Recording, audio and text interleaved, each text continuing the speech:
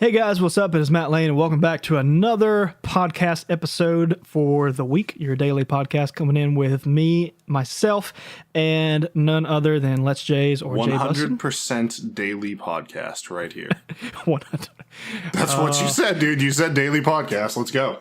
We got to do 7 episodes today. Let's do this. Backtracking. Whatever it is, your weekly podcast, whatever. There it is. Words.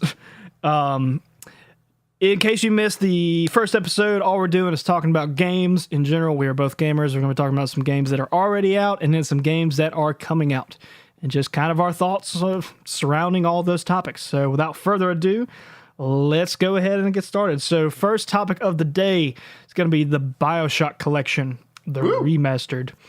I love the Bioshock series, and I played them when they first came out way back in 2007, which is crazy. That has been 10 years since this. Dude. I mean, I remember when the demo to this game dropped. It didn't seem like it was that long ago, but I was playing it with a bunch of high school friends, so yeah, it was. Yep, we're old. This is the best way to put that there. And oddly enough, the first one it was not by any means a horror game, but it had a lot more suspense elements in it than 2 and Infinite did. By the time that Bioshock Infinite got around, there's virtually none of that. Because I don't know if you ever played it, but Bioshock Infinite was way more fast-paced by a large margin. So obviously, anytime you have a fast-paced game, you really can't have a whole lot of suspense, because kind of the whole concept around suspense is drawing it out and making you wait kind of thing. Which is what the first Bioshock would do a lot of, which was interesting because it wasn't really, like I said, it wasn't a horror thing, but it definitely had some moments where we're like, they had those long hallways, the dark rooms, the flickering lights that, slowly builds up a little bit of tension, and then all of a sudden you have a splicer jumping out at you, Oh, not to mention the first time, and I think, man, everybody remembers their first time. Everybody remembers the first time that you see that Big Daddy for the first time. And I have that engraved in my mind because it happens, like, the game shows you a Big Daddy. I mean, besides the one that, like, walks over your body when you're half unconscious, but the one that kills that other guy when he's trying to steal the atom, because that's where the demo ends, and that's really all I had played of it. Yep. Oh my gosh. Oh, and it gets worse when you first fight him, because you're already scared to death. Like, man, this dude just wrecked this other guy. I don't even know what's going to happen to me. He is out of intestines. And it throws you for a loop, because if you remember from that exact scene you're talking about, they're pretty big. Like, they're pretty large individuals. They're called Big Daddies for reasons. Right. Wouldn't be the type of person you would think would be very nimble, right? Wrong. So wrong. The first time you ever fight him, he's like all the way across the room. You're like, oh crap, well, this is about to go down. And then suddenly he's not all the way across the room. And it's interesting because with the Big Daddies comes the little sisters, and that's their whole thing, is they protect the little sisters. And that's where the first game gives you really the only choice in the game is, do you rescue the little sisters or do you harvest them for their atom? And so it does have a little bit of a, I don't know if it's really an ethical choice. I guess it kind of is in the game. Yeah, I mean, it definitely changes what happens drastically depending on what you do. Yeah, that's the only thing that really gives you the good ending versus the bad ending. Right. And oddly enough, you could actually go through the game without doing either. You could ignore them, because a lot of times some of the Big Daddies, other than story-driven points to where, like, the AI has the Big Daddy attacking you on purpose, if you just like randomly encounter one, a lot of them won't engage you. That is true. Unless you make them. But it's pretty much, that's kind of a moot point though, because part of the game mechanic is getting these little sisters, and it helps you get to upgrades and a few other things like that. So yeah, I doubt there's many people that would just avoid them altogether. Right, but, you need that atom. For sure. But so this collection in general is just really cool, because like we said, the first one's 10 years old. So to have that fully remastered into a modern graphic age, to where you jump 10 years and caught up with the graphics it is now, it's beautiful. Absolutely beautiful. Like, you won't notice as big of a difference in Bioshock Infinite, because obviously it had come out a lot more recently. Infinite's like, what, 3 years old? In that ballpark, certainly. It came out on the 360 and PS3, so... Did it really? Yeah, so however long ago that would have been. Okay. It was toward the tail end. I mean, PS4 and Xbox One were on the horizon around that time, but it definitely came out a lot newer, so it's not as big of a difference, but it's still better. The cool thing about the Bioshock Collection is that it's all 3 games. You can play Bioshock 2, and Bioshock Infinite for the price of one game. It's $60 for the whole package new. And the DLC.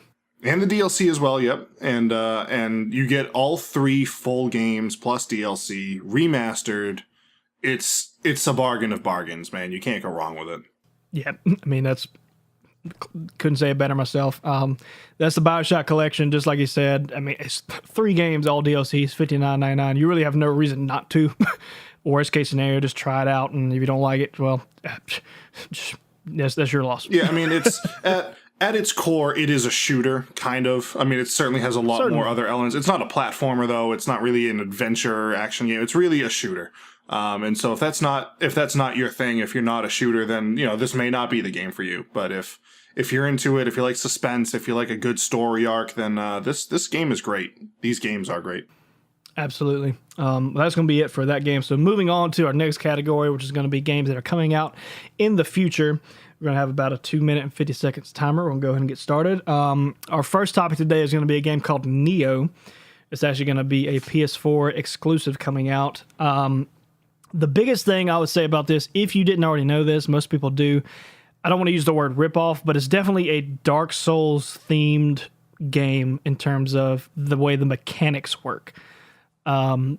Essentially imagine the difficulty and the game mechanics of a Dark Souls game, but with ninjas. Is the best way to put that. It's basically the Dark Souls of ninja games. Essentially. I mean, from what we know of it so far, it's set in like 1600s Japan, about that time frame. Your character's named William, of all things. Found that to be odd for whatever reason. I don't know why, but that just seems strange. Okay. It seems more like a European name than a Japan name, but I mean, who knows? I mean, maybe you're like some European baby who was orphaned in that area or something. That's true. I mean, I guess in fairness, I wasn't in Japan in the 1600s, so I guess I really don't know. But you should have been, man. It was a good time. Well, good times, man. We had fun. But just on the stuff we know, it's almost like it's describing a Dark Souls game here, because it talks about the mechanics of not it being kind of a large world, but it's not completely connected. You would do it in travel points, kind of like the way bonfires work in Dark Souls, to where you have these points to where you can, it's like a checkpoint to where you can rest and travel from bonfire to bonfire, which in this case would just be whatever this game calls it. And it's exactly the same thing, because they call it shrines in this one. And whenever you save at them, it replenishes your health, and it also revives or respawns, whatever word you want to use, any of the enemies that were in the area. Interesting.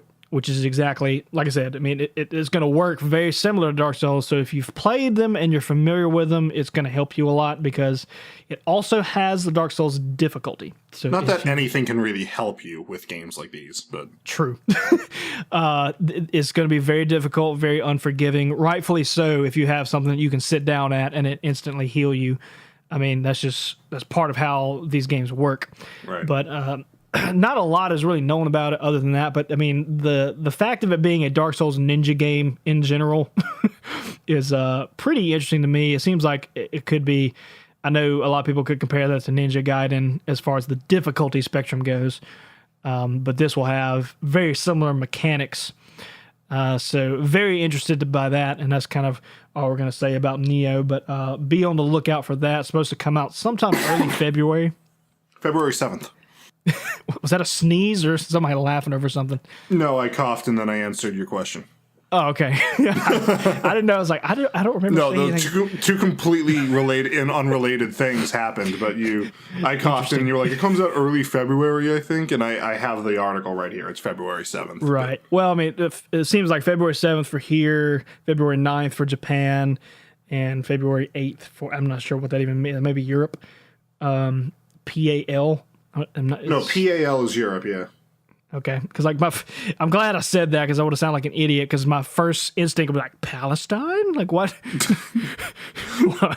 I mean, that's the abbreviation. That would be an abbreviation. Only Palestine gets it on the 8th. The rest of the world will get it on the 7th or 9th, but Palestine gets it on the 8th. Right, that's just why I did. Okay, moving on. So Jay is going to be talking about this new game coming out called Yooka-Laylee. So 250 seconds timer. Go ahead and start, Jay. All right, Yooka-Laylee is a game made by the new studio Platonic, which is basically the old Rare crew, the people who made games such as Donkey Kong Country, Diddy Kong Racing, Banjo-Kazooie, Banjo-Tooie.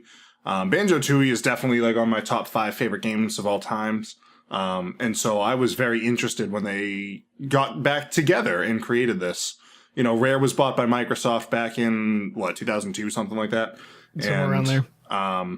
They kind of just stopped making good games at that point. Not entirely. There's a few exceptions here or there. I mean, that's fair.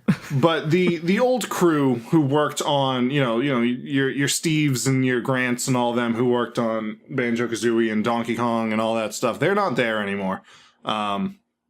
They're getting back together to make this new studio. And so you've got the same programmers and developers who made Banjo-Kazooie now made Yooka-Laylee, which is, a play on words. It's not Banjo-Kazooie, it's Yooka-Laylee. It's still a musical instrument, but it's instead of a bear and a bird, you're a chameleon and a fruit bat. I see what they did there. Okay, yes. okay. Speaking of fruit bat, is anyone else going to point out the fact here that this bat on this cover page looks like the bat from Anastasia? It does. It totally looks like, what's his name? Batley, I think his name is? I don't even remember. I was just like, I saw this. I was like, other than it having a giant red nose or whatever the heck that is that's on its face, like, yeah. That's what it looks like to me. Yeah, I don't know. But it's a 3D platforming collectathon. It's a very 90s style of games, but with modern graphics. And I thought that was an interesting choice because you have a lot of people doing like retro games, like Shovel Knight, for example. Shovel Knight's an amazing game. But they purposely did it in, like 16-bit art. But with Yooka-Laylee, they were like, well, we could, you could very easily make a game that looks like it was on the N64 and people would love it, people like me. But they purposely chose to do it in a more polished, newer, fashion. And I think that was a good call. It looks gorgeous. It looks beautiful. It's a lot of fun. People clearly want this game. Their Kickstarter broke all sorts of records when it first came out. Now, from what we know about it, at least, do you think it's going to be very similar to the mechanics of Banjo-Kazooie, or you think they're going to try to like kind of make it its own thing, or can we expect it to be very familiar? Well, I mean, there's already a playable demo, and from what it looks like, yes, it's going to have a lot of similarities to Banjo-Kazooie and the family thereof. But as is normal with them, they're always like, They look at their old games and they say, okay, this is what we've done.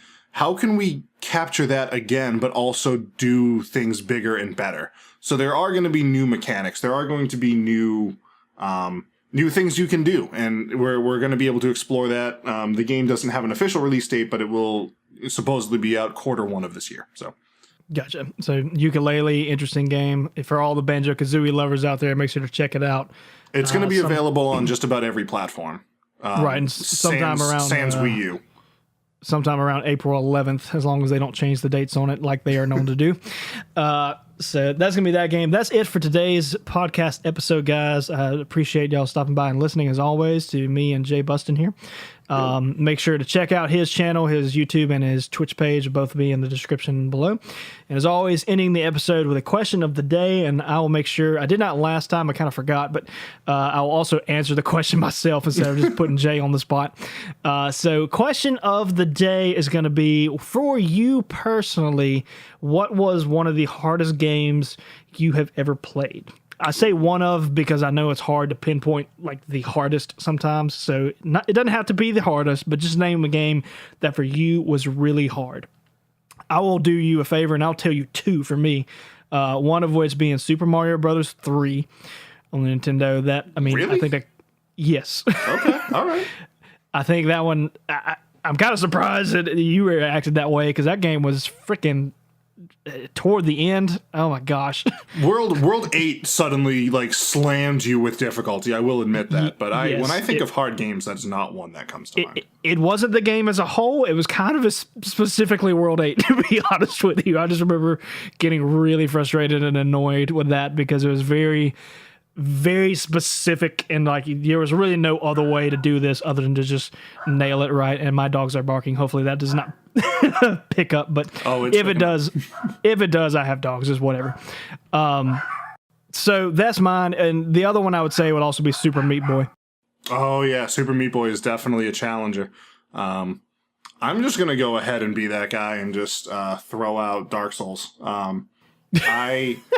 I've only played Dark Souls 3 and a little bit of Bloodborne. I didn't finish Dark Souls 3, but I more or less rage quit it. I didn't at the time have the time to just sit down and grind through it and get better and get good, as the meme is. Sure. It is it's a hard game, and I look forward to overcoming it, hopefully this year on my Twitch channel. So shameless plug there. Absolutely. See, I tried to stay away from that one because I've played those a lot. And one, I don't want it to be biased of any sort, but two, I guess because I've played it so much and have kind of, I don't want to say conquered it, but definitely figured it out a little bit to where I don't view it as hard as I used to. But it is definitely not an easy game by any means of the imagination. Right. But that's going to be it for today's episode, guys. Thanks you for stopping by and listening. And as always, we will catch y'all on the next episode. See y'all later. See you guys.